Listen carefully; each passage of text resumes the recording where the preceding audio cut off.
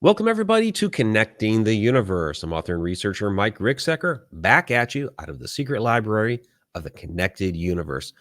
Well, I am dipping back into the archives once again, grabbing one out of that secret library from, well, back in 2022, the Doppelganger effect. I think you'll like this one. And again, the reason why we're doing this, I've had to do this a few times here recently, is because I'm bogged down with trying to finish off this book, Portals to the Stars. In the last phases of it, I want to make sure it's a good quality work.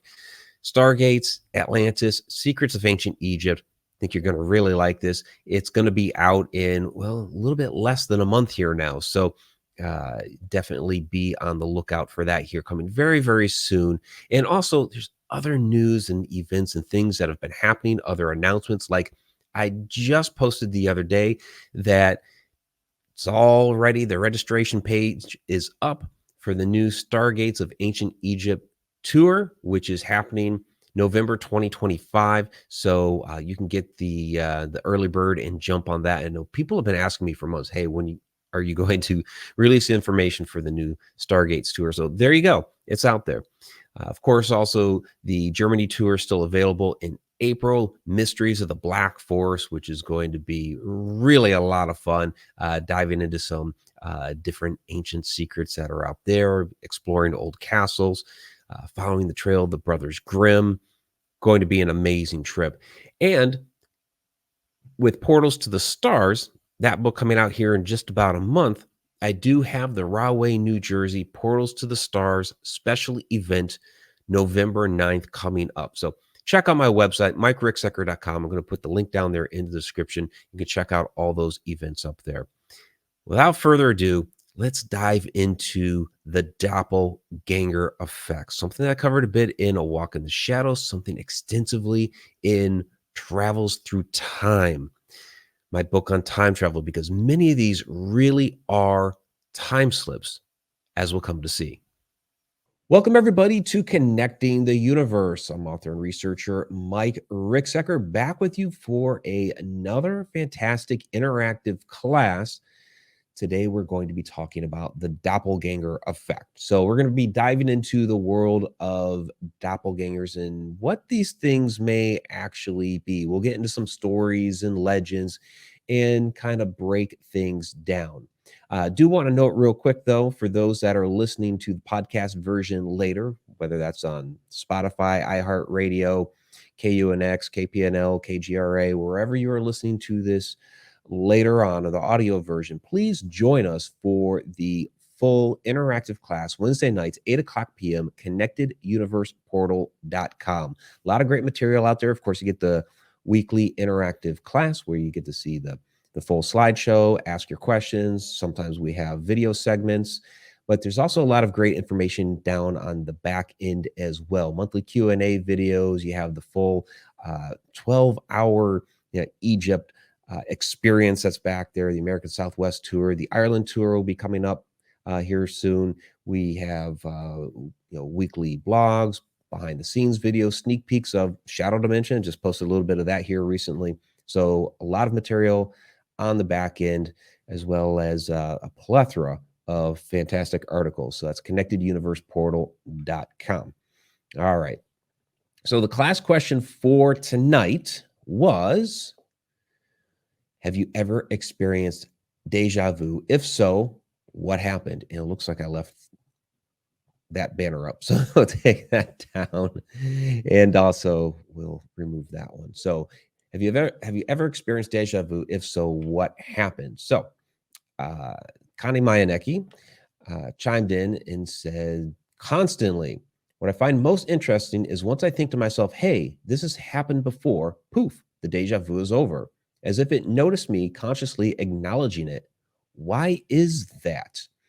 That is a fantastic question, and I don't know if there's like one simple answer for this, because as we get into this evening, I think we're going to see that it does have a lot to do with the inner workings of the universe, with consciousness, with the way things resonate and vibrate through various dimensions. I'm not going to throw it all out there at this moment, but these are the types of things that we're going to explore. and kind of, try to figure out, okay, what exactly is going on here, whether it's deja vu, doppelganger, could even be a shadow or an apparition that we are looking at. These things are definitely all related. This is also going to be a chapter in my upcoming book, Connecting the Universe, the Doppelganger Effect. So when that book comes out and you read that chapter, you're going to be like, hey, some of that sounds really familiar because you heard it here first on Connecting the Universe. All right.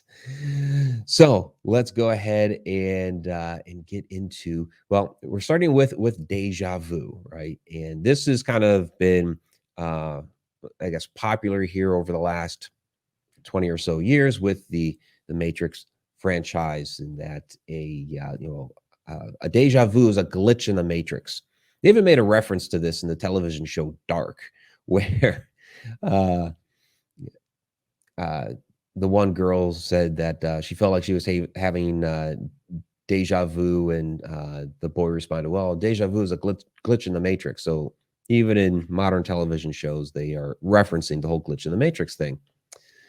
And what deja vu means is French, or it's French, and it means already seen. So it's basically that feeling that one has lived through the present situation before, which is kind of what Connie was talking about. And the way that the Matrix franchises address this is that if it's something that is familiar to you, something that feels familiar to you, it seems like something you've already seen before, you have. And that is the universe that they're in, uh, trying to course correct itself, trying to change something. There's some sort of modification being done within the universe, and therefore you end up seeing a little bit of something again. And that's kind of interesting. We're not really going to get into simulated universe so much this evening. You guys know I like to talk about that, but uh, before we get into doppelgangers, this is kind of a little background. Keep it in the back of your mind as we go through some of these different topics, and we'll come back around later on. So Carl Jung chimed in on this when he talked about the collective unconscious. So basically, the collective unconscious is the idea that each person is connected with a universal experience of the human race.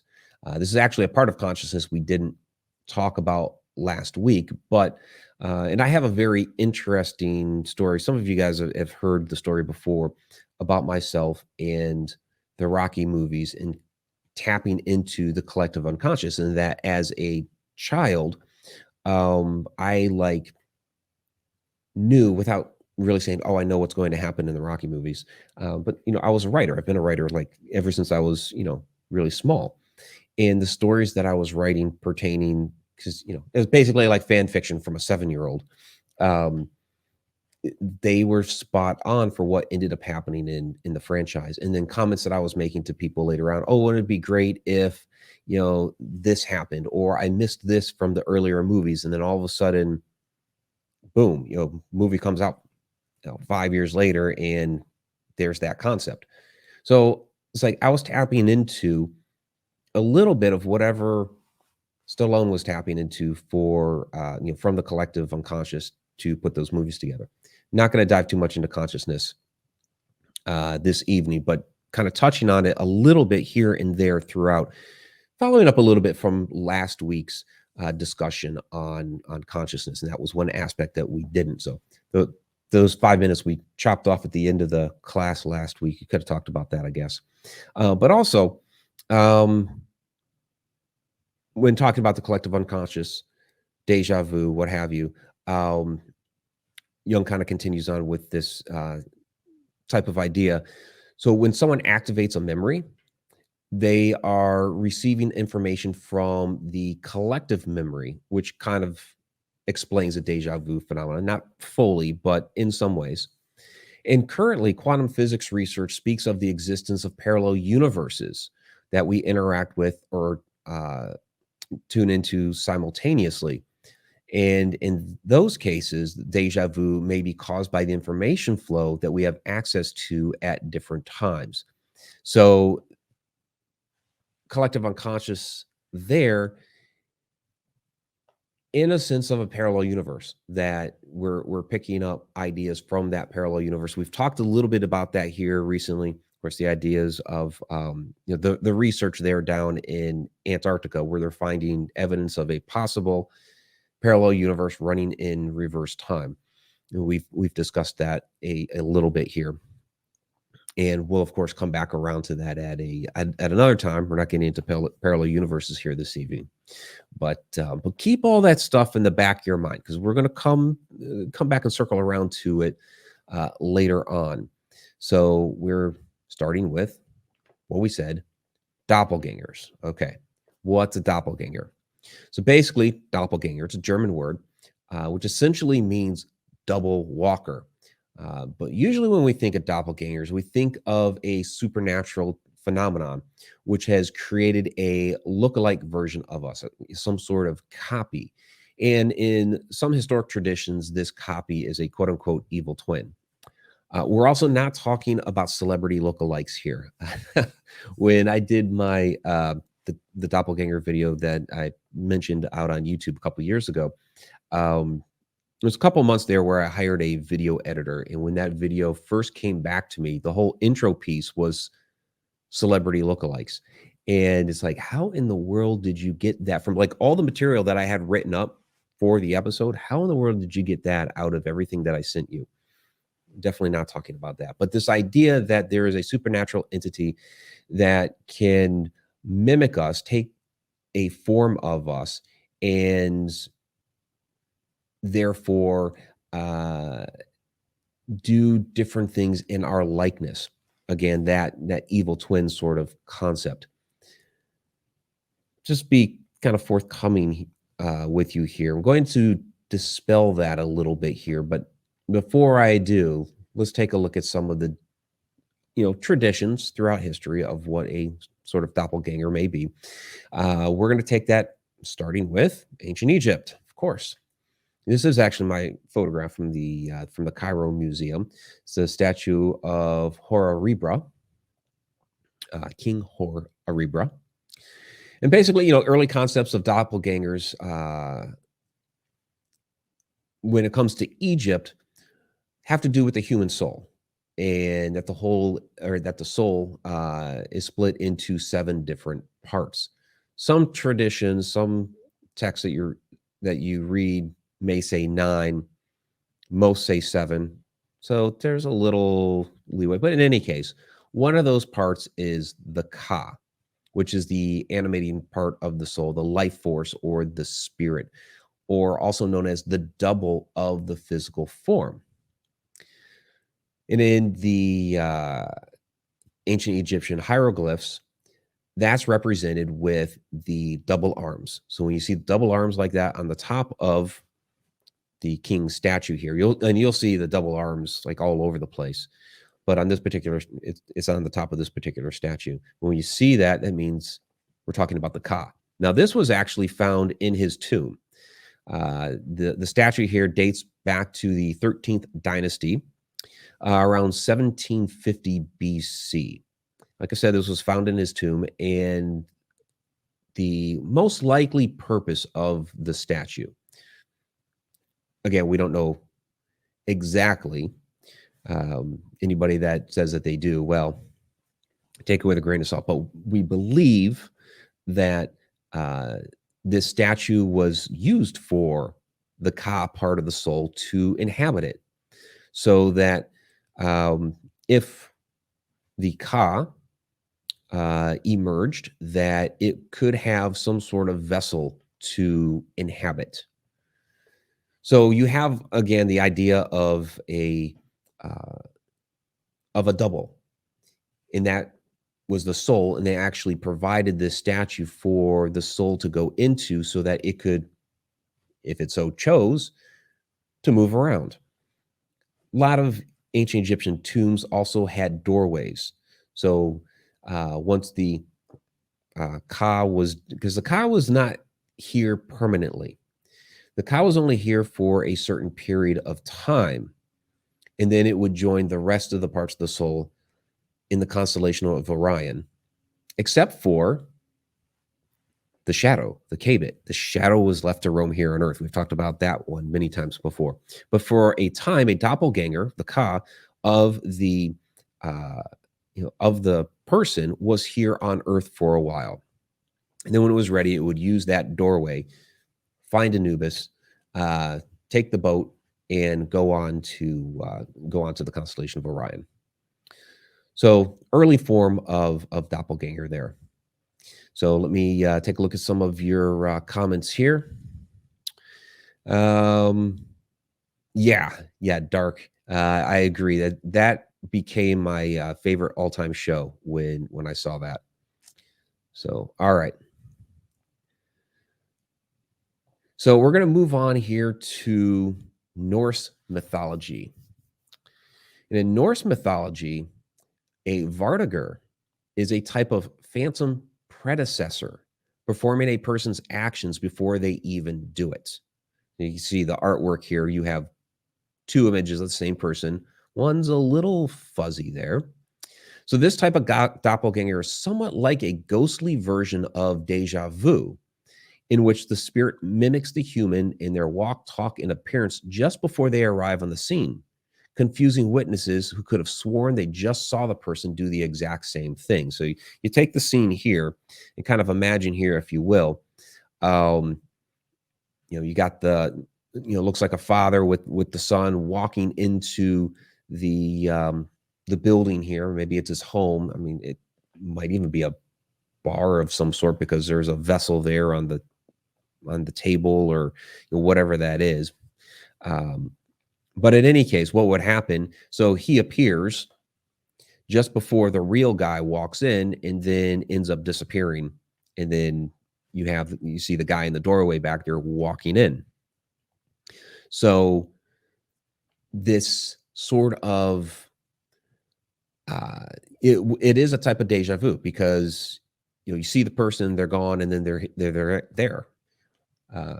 It's also kind of a, almost like a premonition sort of thing. It's also almost like a mirror, something happening just seconds beforehand. It could even be seen as maybe a possible time slip. And we will talk a little bit more about time slips here coming up with some of these other stories. But this is an interesting tradition from Norse mythology. It's called a Vtiger. There's also, I found a band named Vtiger. So when I was doing research on that, I kept coming across all of these band photos. I think they're a Swedish band. So that was definitely kind of fun. So, all right. So since we're going to Ireland here in just, it's what, less than a month now. It's at the end of this month. Aunt Celine down there is going to be joining us. Is Jen LeBay in the house? Because Jen is coming as well. So a couple of our keepers of the connected universe here joining us on the Ireland tour. So I would be remiss not to talk about the Michael and Bridget Cleary story. I mentioned this a little bit here a couple of weeks ago. I'll talk about it in a little bit more detail because this does have a doppelganger component to the story. So Michael and Bridget Cleary, this tragic incident happened in 1895 when Michael thought that Bridget had basically that she was no longer there, that the person that had come home was a fairy changeling or doppelganger who looked exactly like his wife. So the idea is that in a lot of Irish fairy mythology and folklore, the fairies can kidnap a person, take them to the fairy realm, and replace them in our world with this changeling or doppelganger who looks exactly like the person that they've kidnapped. So Michael thought this of Bridget. And when she became very ill, he eventually murdered her, thinking that he was destroying an evil fairy. So a little bit of background here on Bridget and Michael. Again, 1895. So this was, 130 years ago. It's actually not that long ago if you think about it. So Bridget was a seamstress. She also sold eggs on the side to make some extra cash. And the area that they were in, I can't ever say it, Tempernanny. It was filled with lore and legends of the little people, fairies. Bridget herself is said to have been fascinated by fairies, and she often visited a ring fort when she delivered eggs to her father's cousin, Jack Dunn.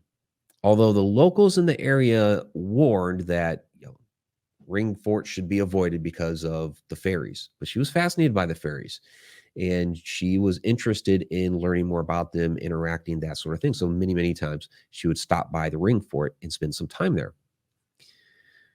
So when this incident with Michael began to occur, it was after she had delivered eggs to Jack Dunn, likely stopping by the fort. That part of the story is kind of speculation. We don't know exactly for sure if she did, but they at least believed she did.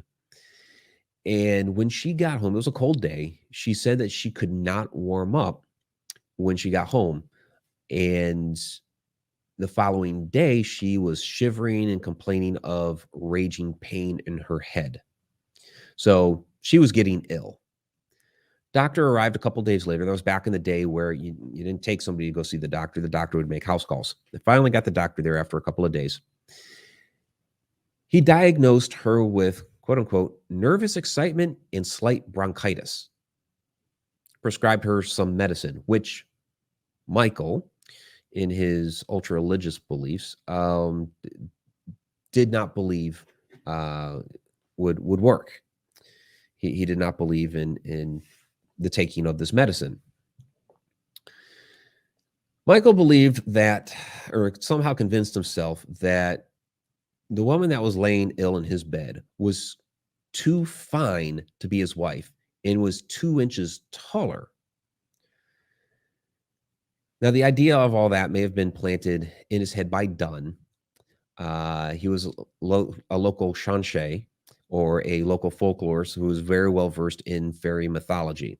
So she delivers the eggs to Dunn. The kind of setting it up here. She delivers the eggs to Dunn.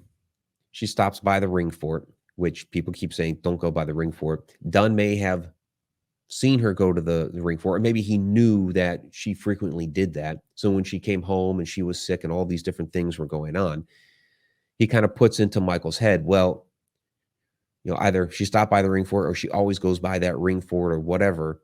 So she may have been kidnapped by the fairies, and what you have on your hands right now is a doppelganger. It's not her. It's a fairy changeling doppelganger. It's not her that you're dealing with. So continuing on here, and I'm not going to get into the gory details of the actual murder itself because it was pretty brutal. But Michael and other relatives performed many horrible acts upon Bridget to try to drive out the fairy, the fairy changeling. At one point, Bridget said to Michael, "Your mother used to go with the fairies, and that is why you think I'm going with them," which he flipped. It absolutely enraged him. He ultimately killed her, but it's unclear whether it was a physical blow that killed her or when he set her body on fire. That's the one gory detail that I'll give you. She was beaten, abused, eventually set on fire, and then he went to go hide the body. From my understanding, if I recall correctly here, he actually left for a little while. I think he was getting some help, if I recall. But in any case, they went to go and bury the body, which of course was discovered. There are 8 people in all from his family that were arrested for this horrible act. They served jail time. Michael spent 15 years. Nobody was convicted of murder. It was all manslaughter because they were apparently considered out of their minds at the time when this happened, that they didn't seriously know what they were doing. Very, very sad indeed. And Michael, years later, when he was released, 1910, so he spent 15 years, he said, "God knows I would never do it but for Jack Dunn. It was he who told me my wife was a fairy." So he did blame everything on Jack Dunn. And you can see the news article here from the newspaper, April 6, 1895, my daughter's birthday, of all dates, putting out the fairies, the Witch of Clonmel. So it's the account that was actually in the newspaper then. And of course, there's the Irish nursery rhyme, with which people are fairly familiar with. "Are you a witch, or are you a fairy, or are you the wife of Michael Clary?" So very sad indeed. But I'll say this. Even though there's a lot of doppelganger elements in that story, it's not a real doppelganger story. Because basically she was not a doppelganger. She was Bridget, right?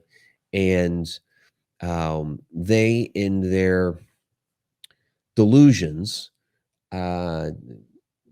in their minds, created her into a fairy, changeling, doppelganger thing, even though she wasn't, and essentially murdered her. So what would then be the case of a real doppelganger? That's delusional people. We saw earlier some different religious beliefs, like in ancient Egypt, or some folklore type things from Norse mythology. So what's an actual real doppelganger case? So let's take a look at that. And Sarah has a question here real quick. Where did it just go? Everything kind of moved on me. Let's go back to the comments here. Okay. Would a doppelganger have a different resonance than the observer? So we'll kind of get into that here in a little bit as we get into some of these different cases. And Tom, wish I had a doppelganger is the question I would ask him. Well, you may be asking yourself, and we'll see that with this story here. And like Connie, be very helpful. Send my doppelganger ahead to get dinner started. Then I show up and it's ready. Awesome. Well, you could send yourself to go get dinner for sure. All right.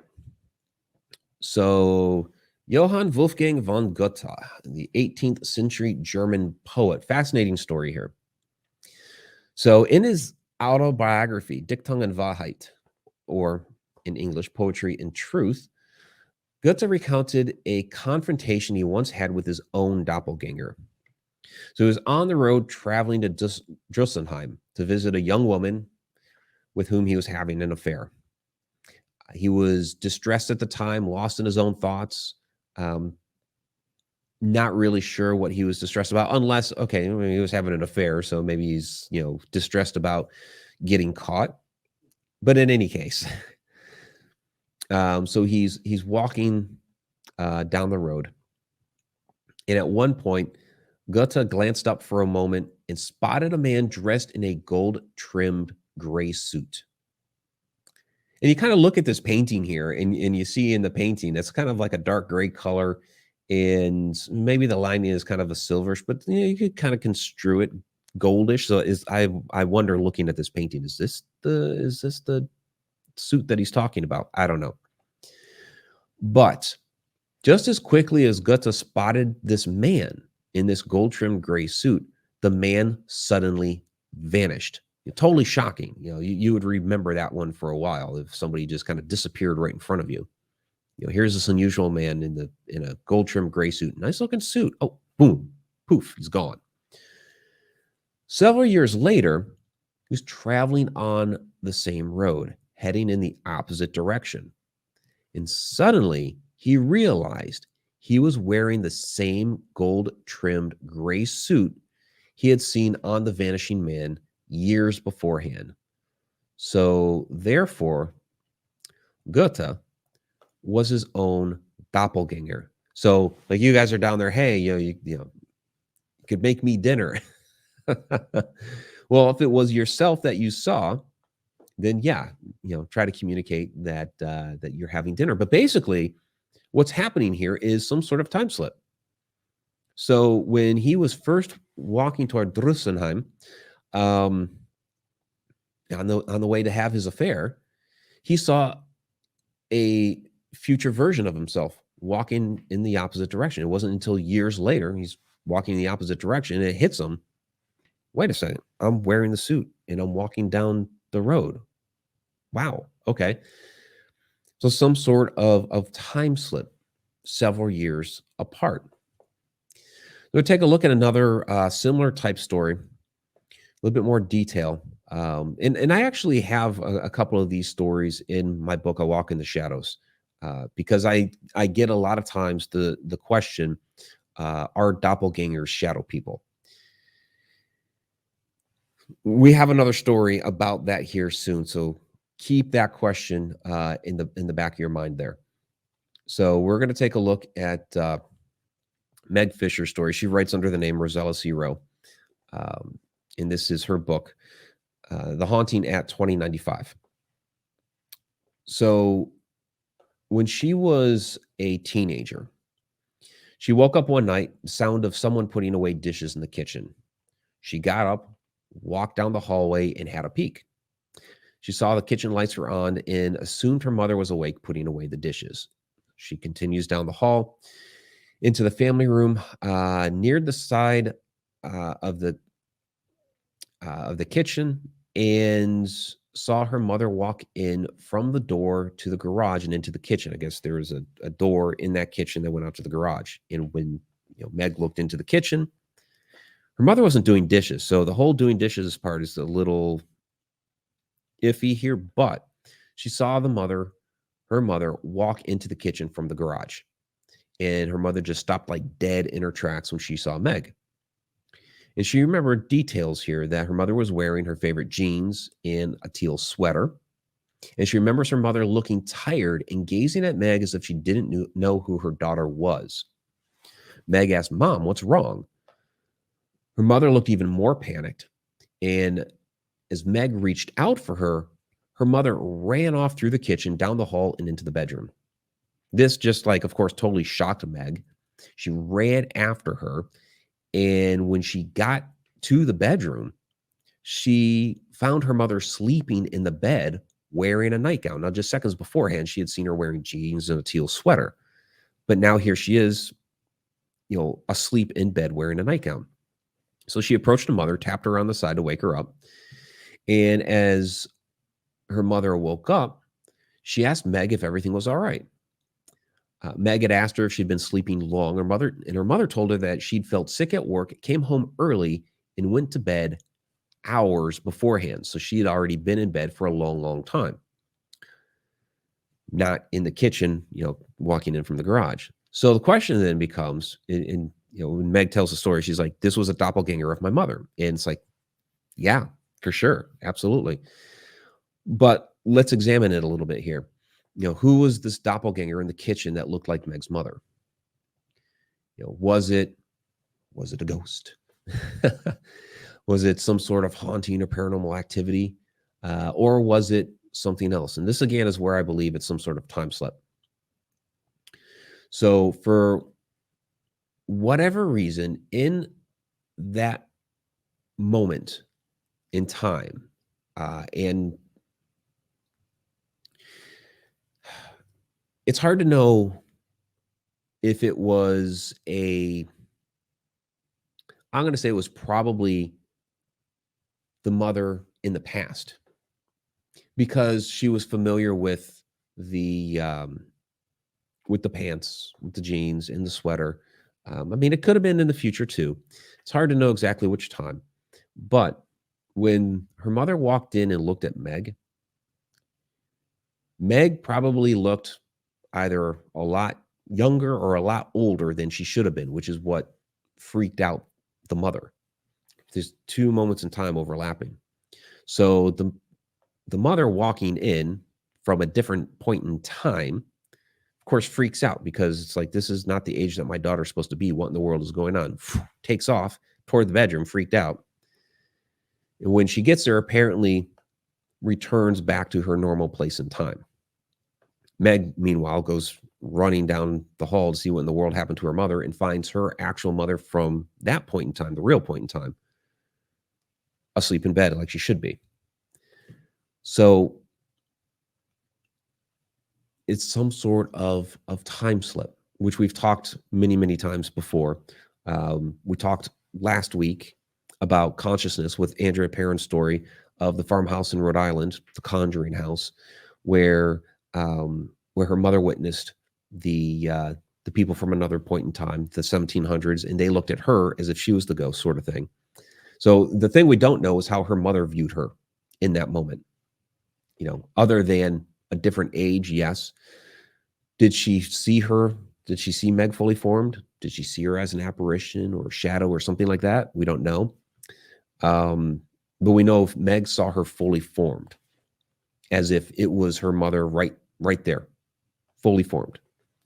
So an interesting doppelganger experience as, again, a time slip, like we just saw with Goethe, just a little bit different. But I'm thinking as we go through this, that is possibly what many of these doppelganger cases are, that it's not an evil twin sort of thing, that, that the gates of hell have unleashed into the world to, wreak havoc in your life or whatever. It's a time slip. So, so Sarah's asking, could it be a manifestation created by an out-of-body experience? We will talk about that here shortly. And or could have been a dimensional slip, her mother from a different dimension. Yeah, or a point in time. Yeah, absolutely.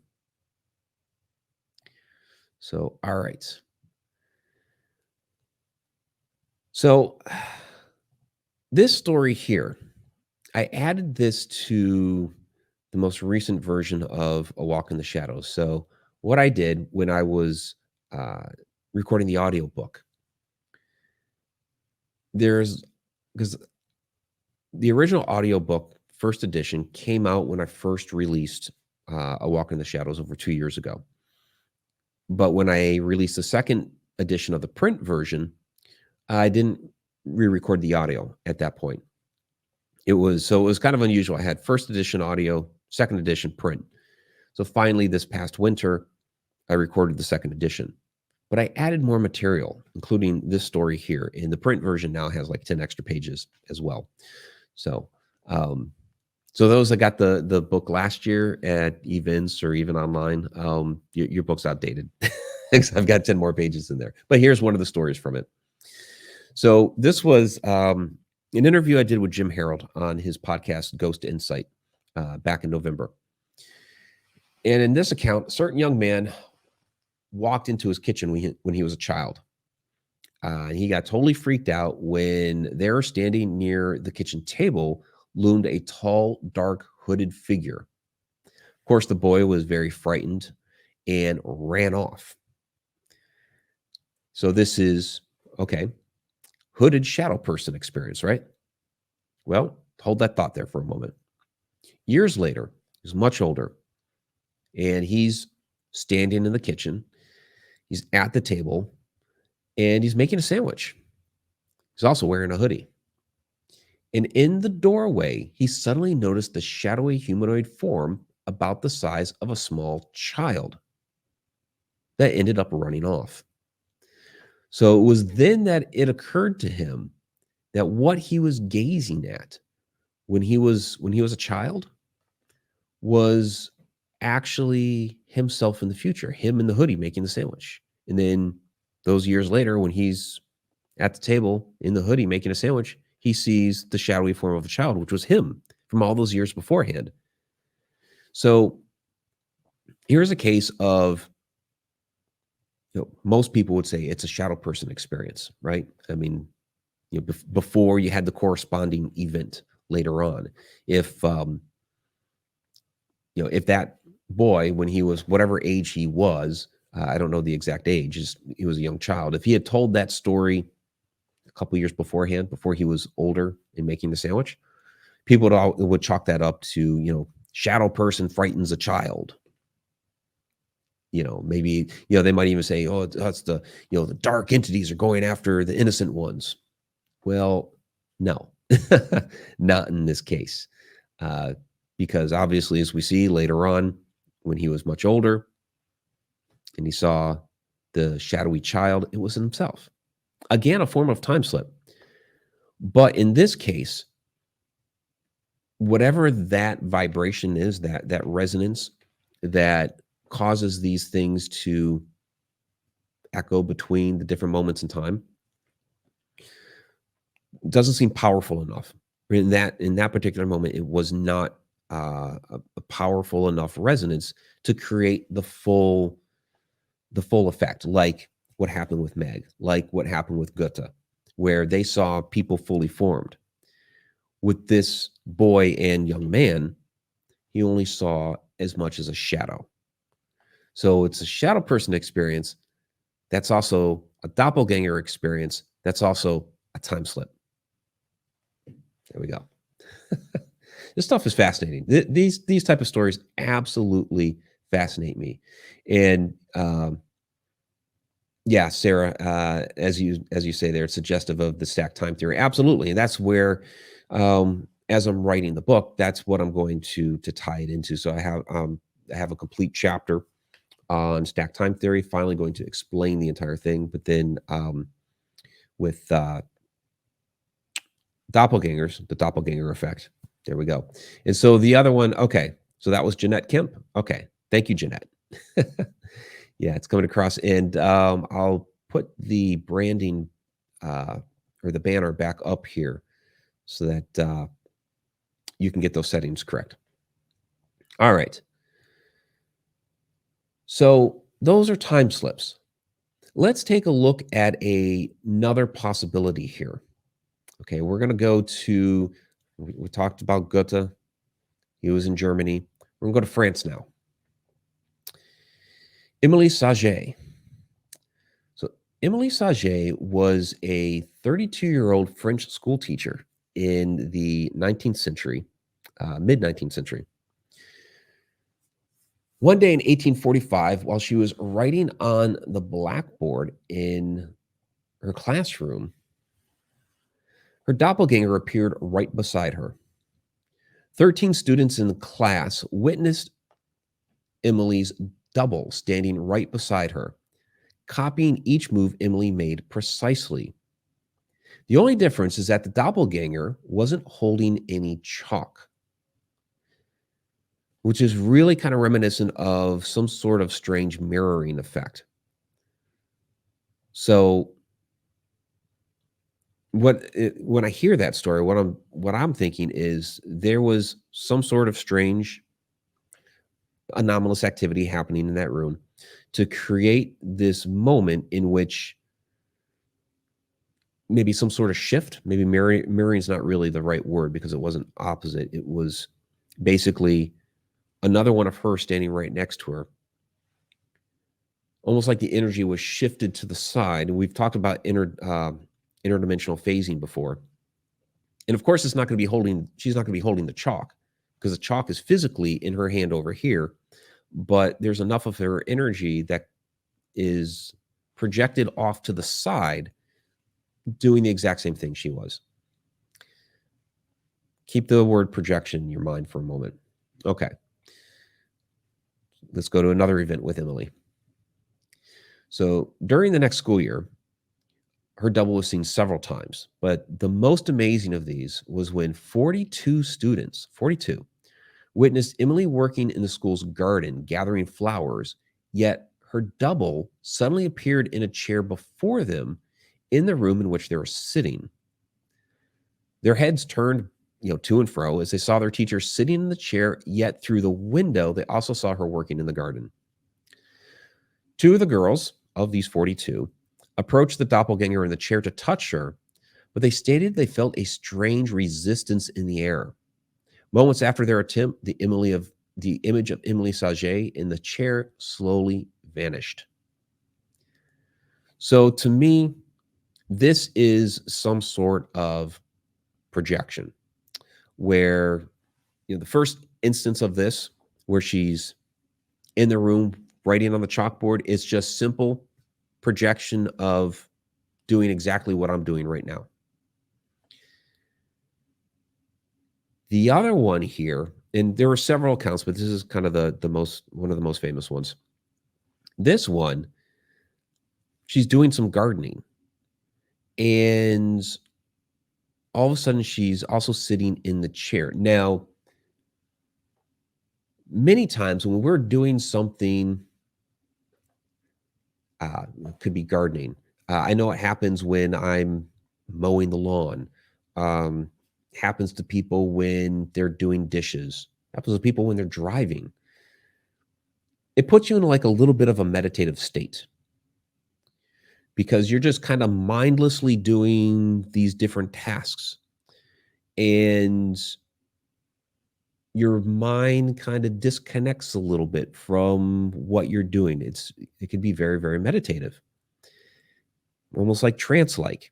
And so what I think was happening with Emily was she's doing her gardening, goes into that meditative sort of trance, and a part of her is projecting itself into, the other room, through the window and sitting in the chair. So, so it's a mental projection, some sort of astral travel, I believe, is what was happening. And it was strong enough that people could actually physically see it. So this kind of goes back to when I suggest like some shadow entities that are witnessed may actually be somebody's astral projection. This kind of, lends some credence to this. So again, we're seeing, that definition doppelganger because it's a twin, but it seems to be more of a projection. Now, this is very local, standing next to her in the classroom, or she's outside and suddenly the projection of her is in, through the window and sitting in the room. Okay. What about a projection even farther away? Because I'm talking with with one of my theories that some of these shadow entities are projections of people astral traveling. How far can they go? Some people talk about being able to astral travel to other planets. So we're going to talk about Sister Mary Jesus. She was a Spanish nun in the 1620s. And this is a really, really interesting story. So Father Alonso I'm going to butcher the name, sorry. Father Alonso de Benavides, sorry, encountered the Jumanos Native American Indians in the New World. Remember, this is 1620, so Europe is still colonizing the Americas. This was in New Mexico, or what is now New Mexico, and he discovered that these Native Americans, these Jumanos, already practiced Roman Catholic rituals, carried crosses, and knew the Catholic invocations in their own tongue. Since they had never met Spaniards before, this was absolutely amazing to Father Alonso. So he asked them how they came to know these practices, and the Jumanos told him they'd been instructed by a woman in blue who had been coming to them for years and taught them this religion in their own language. So Father Alonso returns to Spain with this fantastic story, reported his findings, and discovered that there was this Sister Mary of Jesus of Agreda, who claimed to have traveled to New Spain in spirit to reach out to the Native Americans there. Several eyewitness accounts describe Sister Mary falling into trances where she would suddenly become light as a feather, with just the slightest breeze able to blow her around. When she would awake, she could recall extremely specific details of the geography she saw, people she encountered, including the garments people wore. It's believed that her her doppelganger, appeared to more than 500 times to Native American tribes across New Mexico, Texas, and Arizona. And for the 400 years since that time, there's been an active movement to canonize Sister Mary as a saint in the Catholic Church for this. So this is definitely a case of an identical form of Sister Mary walking around in North America in the 1620s. Certainly not an evil twin sort of thing. Whatever your take is on, um, yeah, Catholics trying to proselytize Native Americans in the New World, um, here you have a doppelganger story. Again, a type of projection because she was physically still in Spain. And witnesses there are saying, okay, she's going into these trances, in such a deep trance that, you could just, blow her over and, she's going to be like, I guess, on the ground. As the whole light as a feather thing um, is a little vague, but into such a deep, deep trance that she is actually astral projecting a full figure, her whole form that people can see and talk to and interact with across how many thousands of miles is that from Spain to New Mexico over the ocean? Yeah, that's pretty impressive. So doppelganger story, that's an astral projection. So we're seeing that these doppelgangers, like true doppelgangers, doubles of ourselves. When we see them, it's not, again, it's not this, evil being like the whole fairy changeling lore. Um, it's not this physical being that's coming, forth from like the gates of hell to, take on your form, kidnap you and then become you sort of thing and do nasty evil things. They're more like time slips and astral projections. So, all right, let's bring this back around to I told you we'd keep some of these things in mind. We're going to bring it back to deja vu here real quick. So let me check out some of your um, questions here. So, okay, Connie, several accounts there had to have been something up with her. Did anybody ever check her out? Maybe she had some kind of powers. Yeah, I mean, they actually witnessed her in the trance, in the meditative state. So, as far as checking her out medically, I mean, we're talking 1620s. Now, think about this. Because she's a nun, it's cool, right? Because she's a nun and she's proselytizing Native Americans in the New World, trying to bring them to Jesus sort of thing. That's fine. That's totally cool. Now, if she was not part of the Catholic Church, if this was just some woman in a village somewhere, she would have burned at the stake as a witch, especially in Spain. So, yeah, which is sad. All right. And yeah, Sarah, if these accounts are true, it's suggestive that interdimensional self exists beyond mind, body, and spirit. Absolutely. Yep, absolutely. And yeah, with the Emily Sage, resistance could suggest an electromagnetic field. Yeah, it's kind of interesting, the idea of the resistance there with Emily and with Sister Mary.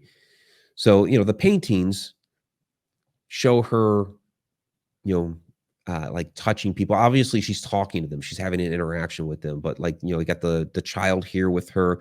We don't know the specifics if she was actually able to touch people, but she did have some sort of solid physical form, even though it was an astral projection of herself. So, so yeah, there is some sort of. I mean,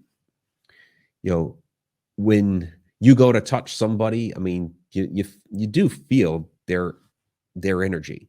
We all have that toroidal field of energy surrounding us, and that is going to extend to the projection as well.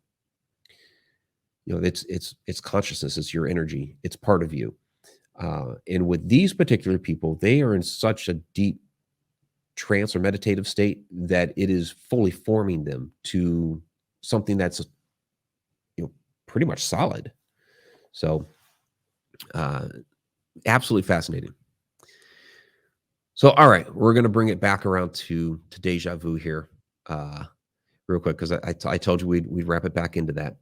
So, some researchers have linked the deja vu feeling with premonitory dreams. Scientist Arthur Funkhauser thinks dreams are the cause of memories of the future. Premonition. Okay, that's basically what that is, right? So he did some tests. And after a series of tests on Oxford students, he concluded that 13% of them had these premonitory dreams. And a 1988 American study confirmed this hypothesis. So this is, 30, 40 years ago. So some of the conclusions from here is that deja vu may be a form of psychic experience related to certain dream experiences. Therefore, the new but similar places we encounter may be places we have visited during our out-of-body experiences while sleeping. So I got a kick out of that statement, that they may be places we have visited during our out-of-body experiences while sleeping. So right there, they are recognizing that in our sleep state, we can very easily have an out-of-body experience and project ourselves somewhere. I mean, a lot of people speculate that that could happen, but in this study, they're just flat out saying it. So you get into enough of a sleep, you get into enough of a trance state, some sort of meditation, and you're projecting yourself somewhere. And so their idea is that when you're dreaming and you're visiting these different places, I've had premonitions before, and you end up going and visiting one of these places. And then later on, you go to that place for whatever reason, whether it's a place you've always wanted to vacation or whatever the case may be. And you're like, I've been here before.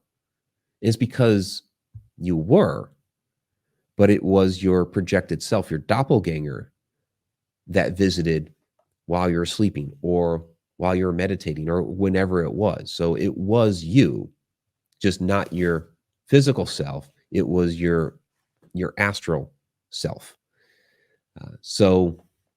And then of course we could also get into the idea of past lives. There was you had a past life that was at these locations. That happens too, where you get to a place that's, familiar enough. Different topic for another day. We've talked about it before, but sometimes you go to these places and you're like, I've been here before.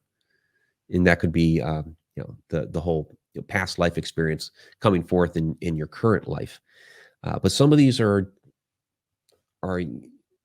your spirit, your soul, your consciousness projecting. It's an astral projection experience. It is, which is, as we've seen here, a type of doppelganger experience. So, all right.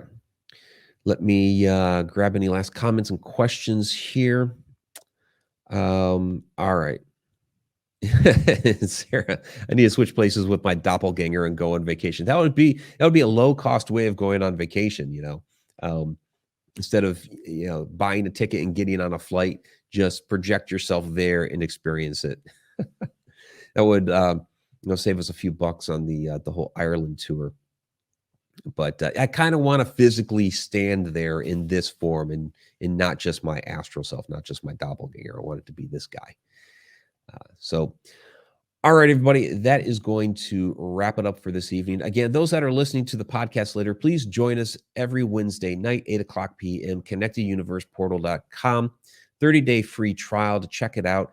You get access to all kinds of great material on the back end. And then, of course, you can join us for the weekly interactive class every Wednesday night.